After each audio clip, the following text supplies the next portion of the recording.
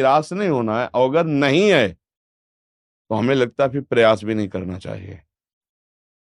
क्योंकि भागवत की कथा सुनी, आत्मदेव ने बहुत प्रयास किया तो फिर धुंधुकारी, फिर सर्वनाश लीला। तो हमें लगता है कि भगवान को अपना मान करके और जीवन उन्हीं के सहारे व्यतीत करे। और वास्तविक बात है कि देखो, पुत्र भी हो जाते हैं, अगर संतान भी हो गई तो कोई विशेष संतान ऐसी भगवत कृपा पात्र हो तो माता पिता को सुख देती नहीं। कलयुग है, आप देख लो, सब कुछ देने के बाद भी माता पिता को थप्पड़ खाकर जीवन व्यतीत करने पड़ रहे हैं। ऐसे घर हैं, माता पिता को घर से निकाल दिए गए, ऐसे पुत्र हैं, माता पिता को अनाथालय में छोड़ दिए गए, वो बैठे रो रहे हैं। ऐसे कितनी ऐसी घटनाएं। हमें लगता है 100 में कोई 10-5 ऐसे बच्चे होते होंगे जो अपने माता पिता को माता पिता मानकर पैर छूते हैं और वयोवृद्ध की सेवा करते हो। ने 80% तो ऐसे हैं जो अपमान ही कर रहे हैं। तो अगर संतान हो तो भगवान कृपा करके ऐसी दे जो धार्मिक हो, भगवत भाव वाली हो, और नहीं ऐसी दुष्ट संतान से तो संतानहीन बना रहना अच्छा है। तो हम ज्यादा संतान के प्रति भी ना सोचें, अगर भगवान दे देते हैं प्रसाद रूप से तो उनको अच्छी शिक्षा दें। आधुनिक शिक्षा ही नहीं, आध्यात्मिक शिक्षा भी दें। आधुनिक शिक्षा तो बहुत बच्चों को मिल रही, आध्यात्मिक शिक्षा ना होने के कारण जहाँ विद्या विनयम ददाति वहां उद्दंड हो रहे हैं, माता पिता का अपमान कर रहे हैं। तो हमें लगता है भगवद आश्रित रहिए, शोक चिंता करिए मत। संतान हो जाती है तो जय जय श्री राधे, नहीं होती तो जय जय श्री राधे। उसके विषय में न सोचे फिर कि अगर संतान नहीं है तो हम कोई अभागी हैं, ऐसा नहीं है। हमारा मानव जीवन मिला है, हम भगवत प्राप्ति करेंगे। भगवान तो इतने कृपालु हैं कि देखो, जब भजन करके पुत्र रूप में मांगा तो दशरथ और कौशल्या जी क्या भगवान पुत्र रूप में आए, नंद और यशोदा जी क्या भगवान पुत्र रूप में आए, देवकी वसुदेव जी क्या भगवान पुत्र, कश्यप अदिति के यहाँ भगवान पुत्र रूप में आए। तो इसलिए हमें लगता है भगवान से प्यार करो, उनकी इच्छा होगी तो पुत्र रूप में आ जाएंगे, उनकी इच्छा नहीं है तो उन्हीं को मान लीजिए अपना, और वही निर्वाह करने वाले हैं। मतलब संतों का कौन है जीवन में, और तो कोई था। तो अब जब जरूरत पड़ी, हजारों हाथों से प्यार कर रहे हैं, हजारों रूपों से नेत्रों से प्यार कर रहे हैं। भगवान के भरोसे रे, जरूरी नहीं कि पुत्र नहीं होगा तो हमारा जीवन बेकार हो जाएगा, ऐसा नहीं।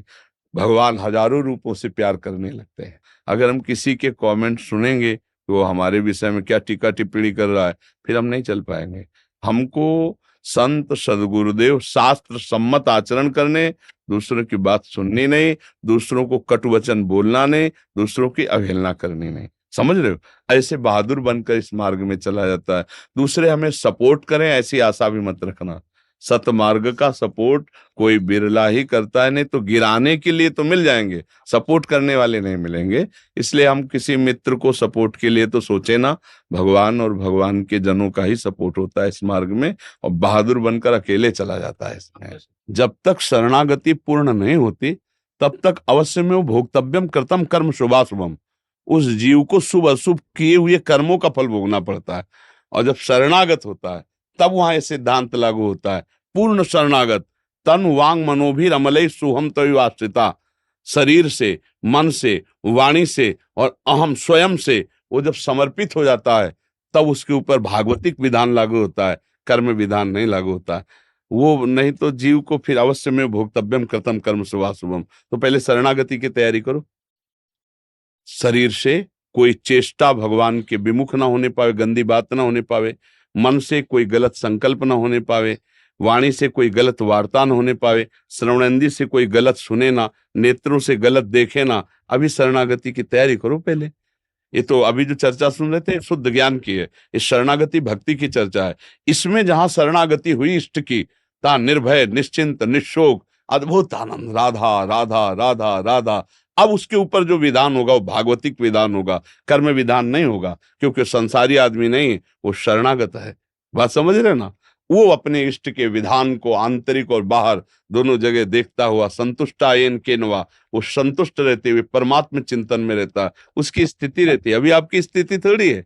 देखो, जब कोई नौटंकी नाटक में जाता है तो उसको पता होता है मैं ये नहीं हूं, मैं थोड़ी देर के लिए राजा बनूंगा और ये थोड़ी देर के लिए रानी बनेगा। ना कोई राजा है ना कोई रानी है, नाटक मंच पर है। ये जगत नाटक का मंच है, यहाँ ना कोई पति है ना कोई पत्नी है, ना कोई पुत्र है ना कोई पिता है। एक नाटक है थोड़ी देर के लिए, लेकिन नाटक कौन मानता है? सत्य मानता है इसे। पुत्र के वियोग में उसकी हालत क्या हो जाएगी? आप सोचो, नाटक माना था क्या? और जो नाटक मानते हैं उनको कोई फर्क नहीं होता। आए की हुज्जत नहीं, गए की तलाश नहीं। जन्मा तो भगवान की इच्छा, मरा तो भगवान की इच्छा। उसको संयोग वियोग में दुख सुख का अनुभव, द्वंद्व विमुक्ता होता है। लेकिन इतना बड़ा जगा हुआ पुरुष कोई बिरला ही होता है। अपने लोग नाटक नहीं कर रहे, अपने लोग सत्य मान रहे हैं, इसलिए मन भारी हो जाता है, इसलिए दुखी हो जाता है कि कब तक सहूं। लेकिन नाटक तो नहीं किया ना, आप सत्य मान लिए ना। अगर नाटक में देखो तो जैसे नाटक में सिपाही का रोल हुआ, चोर को पीट रहा है, तो ना चोर को दुख है ना उसको सुख है, पर एक्टिंग पूरी वैसे ही कर रहा है।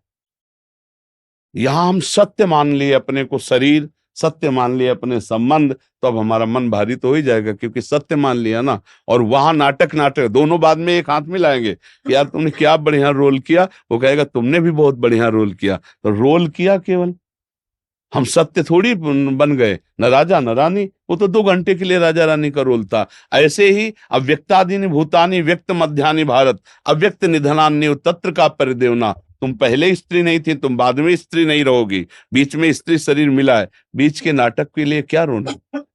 इसलिए हर कार्य करते हुए अच्युत भावना से युक्त होकर स्मृति में डूबने का प्रयास किया जाए।